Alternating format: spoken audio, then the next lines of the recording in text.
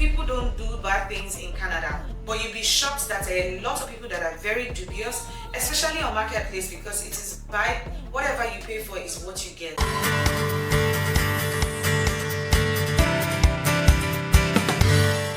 3 years ago, I landed in New Brunswick, Canada as an international student. Just like every other person that is an immigrant, I came in with a huge budget.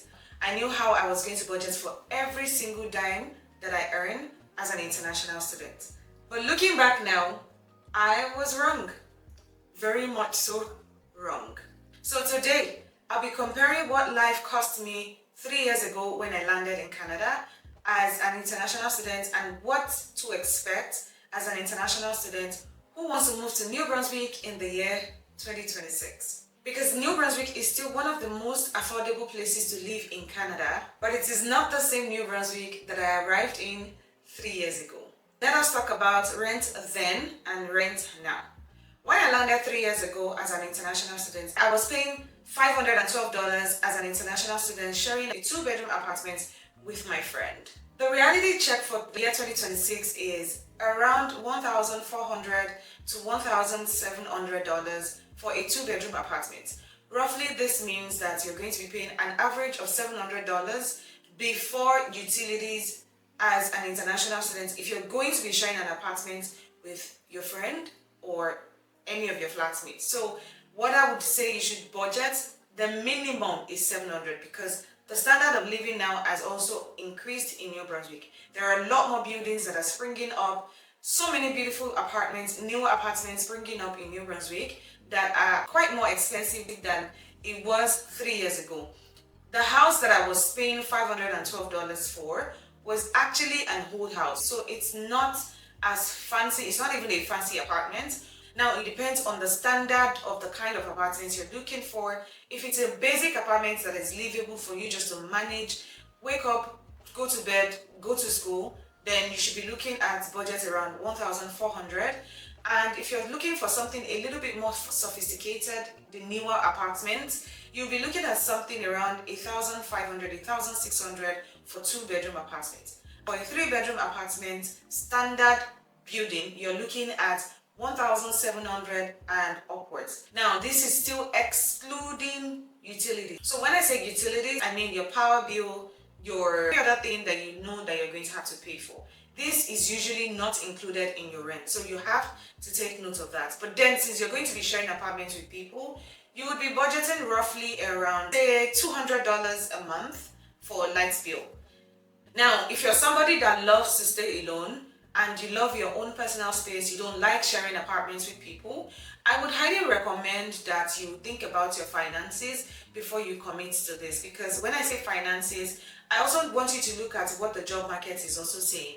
Because job market in Canada, this is for another topic, but job market in Canada right now is not as palatable as I would usually say for an economy. So know that you want to just figure things out. In fact, you can actually just manage with people, get flatmates, get everything running for you. Then you can now move to an apartment that you feel like you can comfortably afford. Number 2, your groceries. 3 years ago, I could walk into Walmart and buy quite a number of things for $150 and I would still be okay. But right now, a lot of things are now very much expensive. In fact, 3 years ago, I used to go to the food bank to just supplement with whatever I was earning as an international student. That time, life was good. But right now, I don't know if the food bank is still very much open to international students, especially people that are struggling to live and to afford basic amenities. So you might look at the options of going to the food bank, but they have changed a lot of procedures. A lot of things have actually changed because a lot of people actually abuse this opportunity that is being provided by charity organizations that provide free food for people that are homeless and people that are not able to afford the basic amenities. Normal groceries that we would usually just buy for a token a couple of years ago, it is now triple the price, and all thanks to Donald Trump again. 3 years ago, phone plans were pretty much cheaper, I would say, because when I landed, I paid $45 plus taxes for I think it was like 5 gigabytes internet, but all free through across Canada. But right now, it is now, I'm not sure you're able to find that cheap price, but except you're going with all these other, maybe not Bell, maybe not Rogers, they're pretty much expensive. But you might look at other companies that offer cheap and affordable mobile phone plans. But right now, an average of, I feel like a lot of people that are moving to Canada in this June 2026, or say in July 2026, are going to enjoy is there will be no more cancellation fee for your phone plan. So before now, if you decide to move from Bell to Rogers, they are going to charge you the cancellation fee. Meaning, I cannot just make up my mind to leave and move to another service provider without being charged a cancellation fee, which that was like really ridiculous. But the government of Canada has made changes to that, and they have mandated all service providers to remove the cancellation fee penalty. But then you can actually get really good internet provider companies that would do less than $50 for you, since you still have internet in your home. Point number 4, transportation. Transportation is one thing that a lot of people don't really talk about, and I'm here to talk about it. In New Brunswick, anybody can actually get a bus pass. You can get a bus pass from your school, you can get a bus pass from Shoppers Drug Mart. For student, adult, 30 days bus pass is going to cost you $68 now. 3 years ago, I was paying about $52, but now it's now $68 as at today. Okay, so for bus passes, as an international student, you actually get some sort of discount from your school. So some schools actually help you get the bus pass, so you would not have to go through the route of having to buy the expensive one. Now, if you're like me that landed 3 years ago and didn't want to go through the stress of waiting for Kodiak transportation, Kodiak is the bus system, the transportation system in New Brunswick, and I decided to start using Uber. For New Brunswick, we do not have Uber. I'm speaking specifically because I'm in Moncton. I'm not sure Fredericton or St. John actually has Uber, but we have what we call the white cab, the air cab. I think it's going to be the same for other cities in New Brunswick, but for Moncton specifically, it is white cab and air cab. And those cab guys, they took all my money. They took all my money because I was too lazy to go through the stress of using the bus system. They collected a lot of money. The moment I realized that I was paying almost $200 in a week on transportation, that was exactly when I knew that I needed to find a way around it, and I had to go back to getting my bus pass so I could use the bus, even though the bus system was honestly annoying, because you would wait for the bus for almost 30 minutes. It's even worse during winter. But now, 3 years after, the government of New Brunswick has actually improved their work times, their work hours that they commute. So everything is gradually getting improved because a lot more people are moving to New Brunswick compared to the New Brunswick that was here before I even landed in New Brunswick. So talking about car ownership. Finally, when I landed, I decided to buy a vehicle from somebody that is well trusted and has a car dealership. I think I paid roughly around $5,000 for a 2010 Honda Civic, and the mileage was like 272,000 kilometers already. And I used the vehicle for I think I used it for like 2 years before I sold the vehicle. Although that vehicle, I did a lot of driving with the vehicle. The kind of job I was working in home care, so it required me to go from places to places, driving long mileages, and that obviously racked a lot of my mileage. But then again, if you're looking to buy a car off Facebook Marketplace, you should budget a minimum. If you don't, because you have to be also careful the kind of vehicle you're buying from Marketplace. If it is too cheap, please know that that vehicle has a problem. So right now, if you want to buy a vehicle, I would say you should budget a minimum of about $7,000 for a good working vehicle, because you also want to be sure that the vehicle you're buying, you'll be able to use that vehicle for the next, say, 2-3 years before you change it to something else. But 3 years ago, it's not the same thing as now. Things are a lot more expensive if you're just looking for a buy and drive kind of vehicle.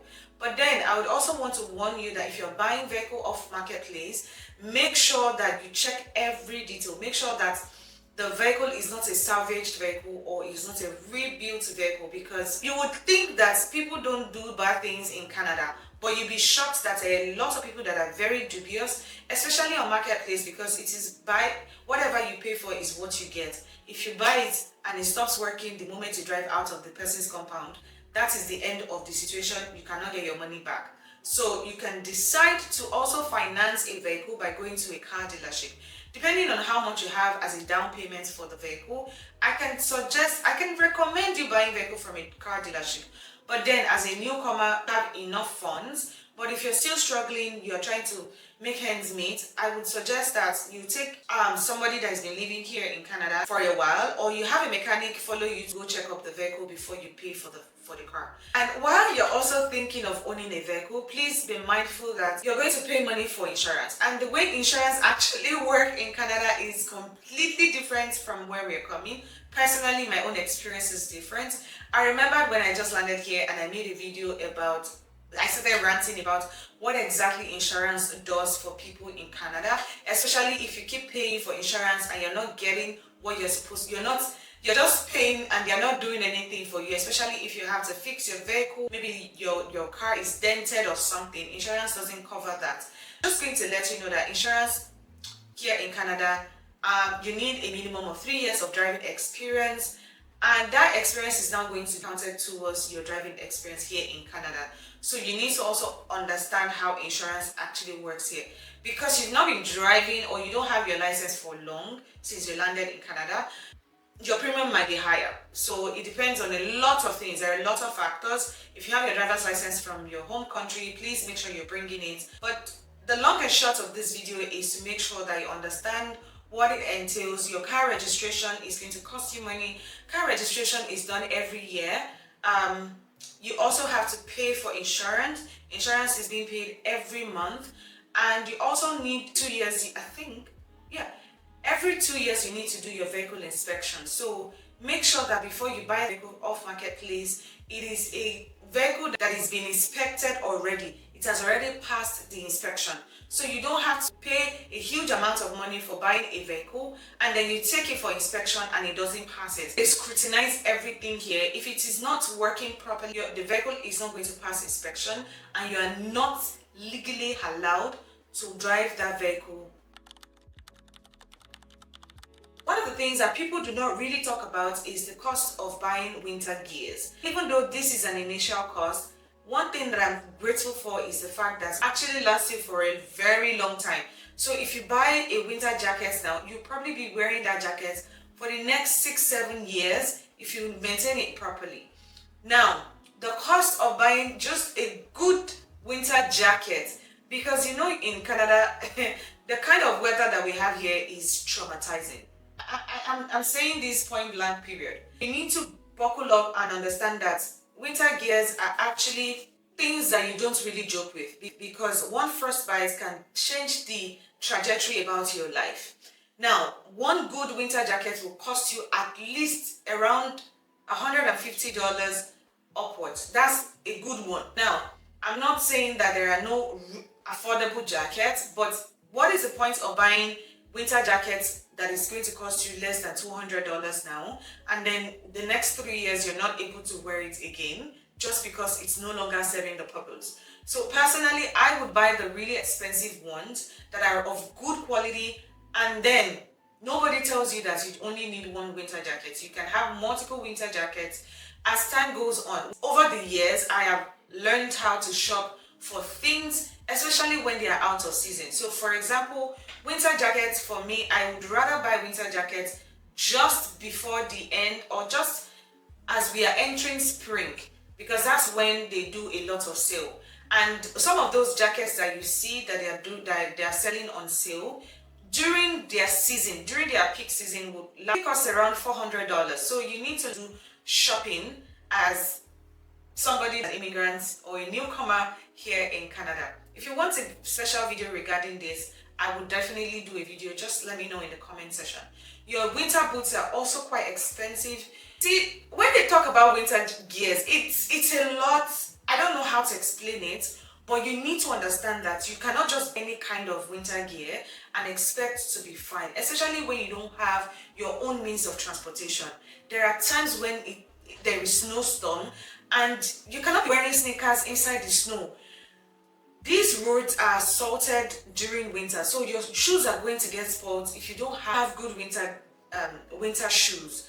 And if you do not wear the right gears, you are at most detriment of falling down. And the fall in winter is not the same fall in summer. When you fall down during summer, it will heal up in time. But during the winter, it penetrates deep into your skin. It is more painful and it takes longer time to heal up. So you need to be sure and you need to be very careful on the places and on the kind of things you buy specifically for winter. You can shop from stores like Winners, stores like, you can do Costco. There are quite a number of stores, but I would avoid Urban Planet for winter gears because even though there are things that are affordable and cheap, it will not last you. At the end of the day, it's going to be a waste of resources and funds for you. You can go to Just Cozy for your thermal wears and layers for winter. They're always on sale at Just Cozy. You can try them out. If you're looking for winter gears, jackets they will specifically write -30 and above on it. So when you're looking at the jacket, you know that this jacket can withstand the Canadian cold. Because the Canadian cold is not just cold, it is humid. In New Brunswick, it is cold and humid at the same time. So you want to be careful when you're shopping for winter, for your winter gear. And then there are also the hidden costs of living. The times when you decide to take yourself out and go eat out with your friends. Amazon shopping, of course, because if you're setting up your apartment, you need to buy things. I personally, when I got here, I thrifted a lot of things. So you might want to thrift quite a number of things, especially your furniture, your lamps, your lights, your bed frames. Check Marketplace, to be honest. Marketplace sells literally everything. There are people that have brand new things that they want to sell. But before I buy anything from Marketplace, I compare the prices on Amazon, from Walmart, just compare the prices online before you buy anything on Marketplace, because sometimes even the person that is selling the new things online, they are selling at a more expensive price. So you want to be careful, because if you're buying brand new stuff online and it's even more expensive than the one that Amazon is selling, and whereas you can return items on Amazon if there's a problem with it. So take note of that. Also, for the household items, I would most likely go to Dollarama at first. Dollarama is your store for cheap. They call it the $1 store, but it's no longer the $1 store because things are now expensive. I would shop some few things from Dollarama. You can have a mix match in your household, especially because you're a newcomer and you're just trying to figure things out. As you acclimatize well into the system, you start to understand where to buy quality things, like from Winners, from Marshalls, from Stokes. So many of those places, we have them here in New Brunswick. I personally shop for my cutleries, my dishes from Stokes, and sometimes from Costco, because Costco carries some of the dishes, fantastic porcelain dishes you can buy from Costco. But if you're looking to just buy a few cheap things here and there, you can go for Dollarama, you can go to Dollar Tree. Those are the places I actually shop from. And Walmart. Walmart has really good things, really good deals as well. So you can shop from Walmart as well. So just make sure you check around things, compare prices, and make a decision.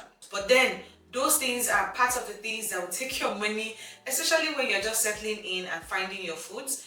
Getting a job is another topic entirely, because the job market here in Canada has completely changed. And right now, so many companies, even though they are hiring, there are not much advertisement online.